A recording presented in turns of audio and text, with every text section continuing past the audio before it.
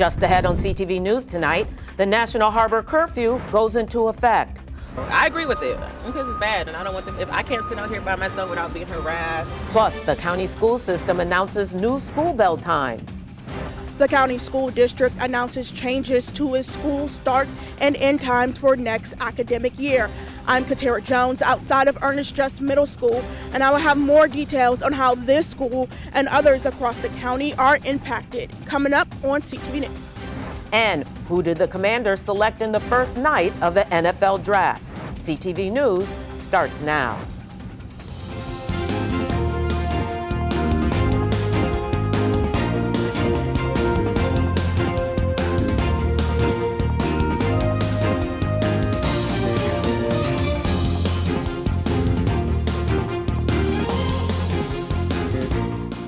Good evening, I'm Mariah Jalad with a CTV News update. While a youth curfew is nothing new to the county, recent incidents at the National Harbor have pushed county leaders to rein in youth crime in the area. Today, a stricter curfew goes into effect, banning unaccompanied kids and teens ages 16 and younger from being at the harbor between 5 p.m. and 6 a.m. on Fridays, Saturday, and Sunday. For some patrons of the harbor, this is just a start to solving the youth crime issues in the county. I think it would help some. It's unfortunate that you're going to punish, those kids or younger individuals who are out to really have fun. But if that's what they could use to make everyone as a whole safer, then I think it will work. But again, there's no perfect solution. I agree with it because it's bad, and I don't want them. If I can't sit out here by myself without being harassed or bombarded or trash everywhere, that's going to be an issue because I pay my taxes. I'm part of the community, and these kids is getting too violent. You got to stay home at a certain time. You're a kid. You got to. And plus, it's kind of like a little city vibe right here. So that there's definitely a lot of influence that kids shouldn't be around. So I think it's a good thing. Yeah. It's got to start somewhere. So whether it's a fine or with this curfew, it's a start. So. To be at the harbor after the curfew time, kids must be with someone over the age of 21 who has permission from the child's parent or guardian to watch them. And as the legal action begins against the owner and manager of the container ship that crashed into the Key Bridge in Baltimore, a small business in the city files its own class action lawsuit. The lawsuit was filed on behalf of American Publishing LLC, and the court documents claim the business's April profits suffered as a direct result of the bridge collapse. American Publishing joins the city of Baltimore in taking legal action against the Singaporean companies Grace Ocean and Synergy Marine, and more legal action is expected in the coming weeks and months. And police are actively investigating a fatal hit-and-run involving a pedestrian that occurred in the unincorporated section of Laurel this past Sunday. The deceased pedestrian has been identified as 55-year-old Barry Mitchell of Laurel. Investigators are working to identify a dark blue 2018 or 2019 Hyundai Sonata sedan similar to the picture on your screen. The vehicle is suspected to have damage to the passenger side, including the headlight and grille. Anyone with information is asked to call police at 301-731-4422. And bell time changes are in store for county students for the upcoming 2024 to 2025 academic school year. CTV's Katara Jones is outside of Ernest Just Middle School with details on what PGCPS families can expect. The Prince George's school system has announced that it has officially changed its school start and end times for next academic year. So what does this mean for students and parents? Well, the district will go from currently having 13 morning school start times to only 3 start times beginning next year. The school system will also go from having 17 dismissal times to only 6 dismissal times next academic year. And I'm currently outside of Ernest Just Middle School, and under the new changes, this school will start at 9:30 a.m. and end at 4:10 p.m. That's a 30-minute bell shift from its current school start and end time. The district says that only 41 schools will have no changes to its bell times. 118 schools will have a bell time shift of 15 minutes or less. 16 schools will have a bell shift of 16 to 30 minutes, and 15 schools will have a bell shift of 31 to 45 minutes. And school officials say these changes are a part of phase 1 of the district's transportation improvement plan. Katara Jones, CTV News. And to learn if your child's school start and end times have changed, visit the website on your screen. Take a good look at your screen. Police need your help finding this missing man. 62-year-old Renard Banks has been missing since Thursday evening. Banks was last seen in the 9100 block of Helmsley Drive in Clinton. He is 6'5" and was last seen wearing a black shirt, long pants, white shoes, and carrying a brown paper bag. If you see Banks or have information on his whereabouts, please contact police. And you're watching CTV News. After the break, volunteers are coming together to help restore the oyster population in the Chesapeake Bay. Find out how after the break. We said we'd never give in to a meltdown. Okay. And we'd never babysit with a screen.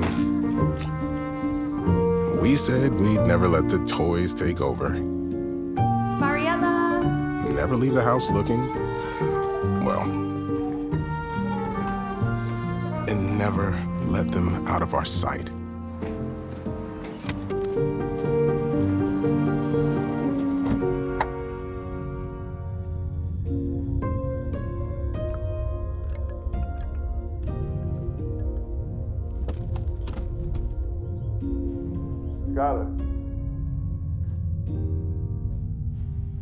Skylar, come here. Cars get hot fast, and kids can be at risk. Before you leave the car, always stop, look, lock. What would you do for clean water? For over 700 million people around the world, the answer is literally anything. Walk for hours, stop going to school, sacrifice sleep, health, money, and time, all for water that's not even safe to drink. It doesn't have to be this way. This is a problem we can solve together. Charity Water has been doing this for almost 2 decades now. We've brought clean water to tens of millions of people. We prove every project and the difference it makes. With access to clean water, everything changes.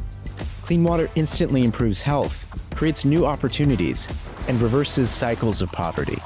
It can transform entire communities. Join Charity Water in our mission to end the global water crisis. Visit charitywater.org today.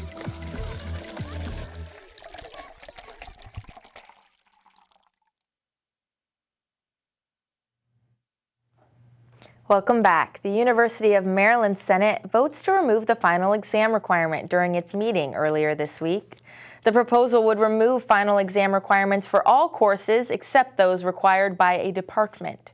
The change is meant to reduce the workload placed on students during the last few weeks of classes. It would also give faculty the choice to either assign a final exam or an alternative assignment worth 10% of the overall grade in the course. No time frame has been released for when the decision would go into effect. And the vote is now awaiting a signature by President Darrell Pines.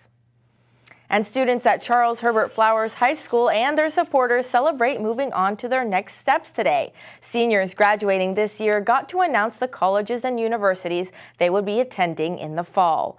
The soon-to-be former Jaguars don the colors of the new schools they'll be calling home.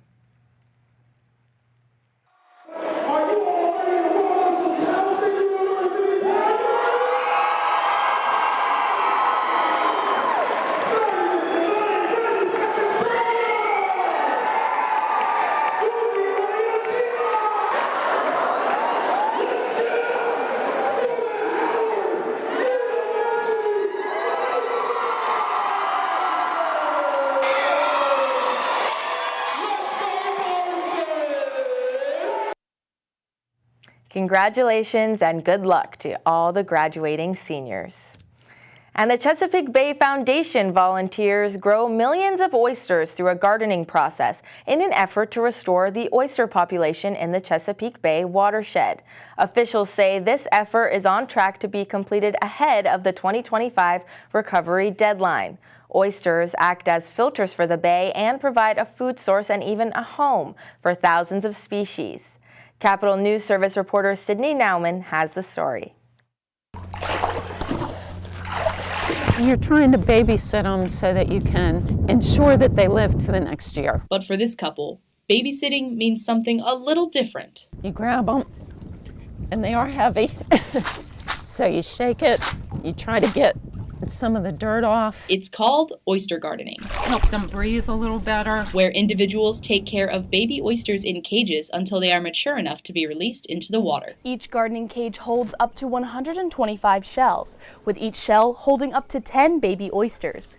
That's thousands of new filter feeders per cage. Oysters not only serve as a food source for both humans and other animals, but the way they grow creates reef-like structures which serve as a habitat for fish and other bay species. Another important function, filtration. Historically, the oysters in the bay, 100 years ago, could filter the entire bay in 3 days to a week. And now, the number of oysters that we have today, it takes over a year for that same filtration process to happen. Which is why the Chesapeake Bay Watershed Agreement was created, to restore and protect the bay and the species that inhabit it, including oysters. The state of Maryland adopted 5 tributaries to rebuild the oyster population over the course of 10 years. And with that deadline coming up in 2025, Fiala says the state is on track to meet it. So right now in Maryland, 4 of the 5 have been completed in terms of restoration. The largest, which is the Minokan River, we're still working to get those acres back and restored. As of 2022, the Minokan River had 45 acres of restored oyster population, leaving 396 acres remaining. But with the help of volunteers like Beverly and Eric, the Chesapeake Bay Foundation has planted over 260 million oysters since the start of the watershed agreement. And we're boaters, we're fishermen, we certainly love to eat our seafood here in Maryland, so it's nice to be able to do something that is going to help it long term. For CNS TV, I'm Sydney Nauman. And the Chesapeake Bay is the largest estuary in the country, home to over 18 million people and 3,600 species of plants and animals. After the break, CTV's Simon Buggs is here with our Friday sports page, and I hear there's some interesting news for the Commanders. Hey, sports fans, are coming right up. A DMV native's NFL dreams are fulfilled, and the Washington Commanders draft their next franchise quarterback. Stay right there. Asthma can affect anyone, but some groups are more impacted than others, like Hispanic Latino children, who are more likely to need a hospital stay from asthma than white children, and Puerto Ricans, who have twice the asthma rate of the overall Hispanic Latino population. But there's good news. You can take steps to control asthma and live a full and active life. Know the symptoms: coughing, wheezing, chest tightness, and shortness of breath. Make an asthma action plan with the help of a healthcare provider.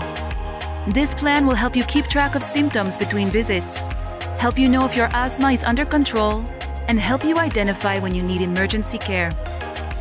Don't let asthma stand in your way. Visit nhlbi.nih.gov/breathe better.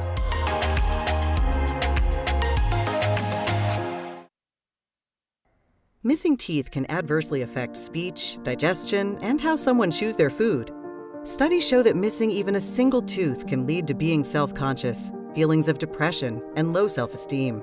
Tooth loss can negatively impact nutrition, as your diet may be limited to softer, often unhealthy foods. That's why dental implants are a long-term investment in your overall health.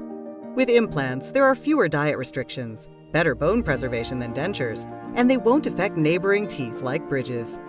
Implants look and feel natural and can last for many years. Don't let missing teeth stop you from enjoying life.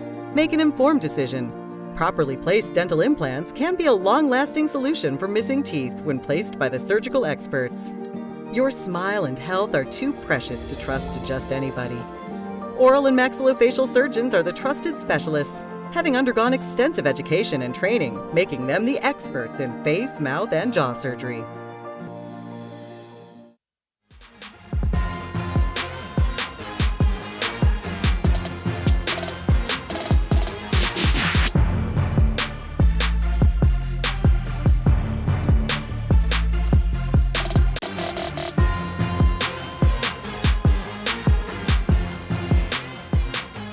Okay, everybody, the moment you've all been waiting for, the start of your Friday sports page. Beginning with some NFL news, congratulations to former USC quarterback and DC native Caleb Williams as he was drafted #1 overall last night by the Chicago Bears. The Gonzaga High School graduate had a great career with the Trojans after he transferred from Oklahoma. In 2 years with USC, Williams won the Heisman Trophy, was a Pac-12 Offensive Player of the Year, and was a first-team All-American. And Williams is looking forward to going to a franchise that is eager to be competitive again. You can tell they want to win from all the way up top to the executives, all the way down to, the equipment staff that get us all geared up for game days and things like that. They all want to win, and that's exciting to go into. And then also, the fans are ready and rowdy. And I can't wait for that. That's something that I'm excited for, I'm ready for, and ready to get the thing going. Meanwhile, with the #2 pick, the Washington Commanders selected their next franchise QB and Jaden Daniels from LSU. Daniels won the Heisman Trophy as well this past season as he threw for 3,813 yards to go along with 40 touchdowns and just 4 picks. He was also named the SEC Offensive Player of the Year, was a first-team All-American, and was first-team All-SEC all in 2023. Daniels spoke after he was drafted about the type of player the Commanders are getting, and here's what he had to say. Somebody just want to compete, have that mentality to go out there and do whatever it takes to win, whatever role I am.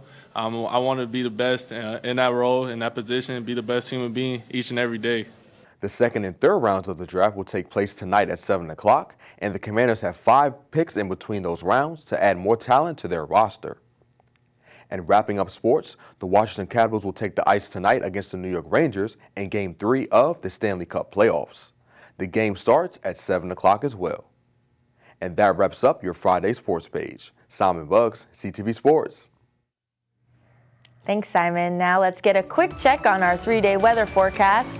Tonight will be mostly cloudy out, and Saturday we're looking at a high of 62 and a low of 51. And Sunday it's going to feel like summer. We'll have a high of 83. Monday's even hotter with a high of 87 and low of 62. And now for the community calendar, the University of Maryland's Police Department is hosting a drug take-back. This Saturday from 10 a.m. until 2 p.m., the Drug Enforcement Agency will be on campus to collect tablets, capsules, patches, and other solid forms of prescription drugs. And while you're turning in those old prescriptions, the department is also hosting a car seat check from 10 a.m. until 4 p.m. This service is free and available to anyone. A certified child safety seat technician will assist with installing and providing guidance on the proper use of your child safety seat. If possible, bring the child, the safety seat with the manual, and the vehicle you would like the seat installed in. And that wraps up our CTV News update. Join us again Monday at 4:30 p.m. Good night and have a great weekend.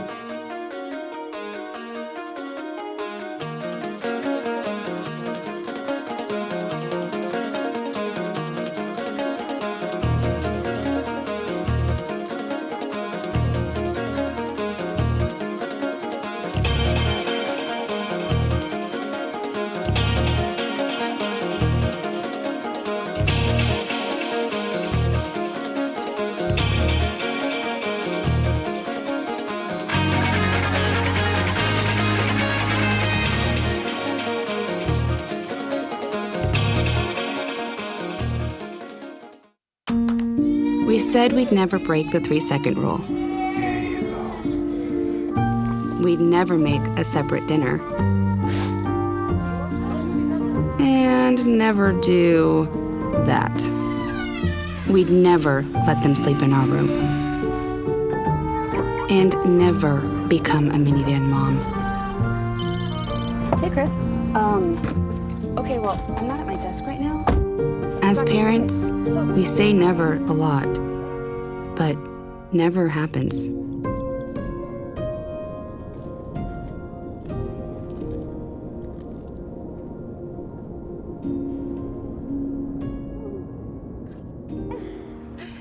So when you say you'd never leave your child in a hot car, know it can happen.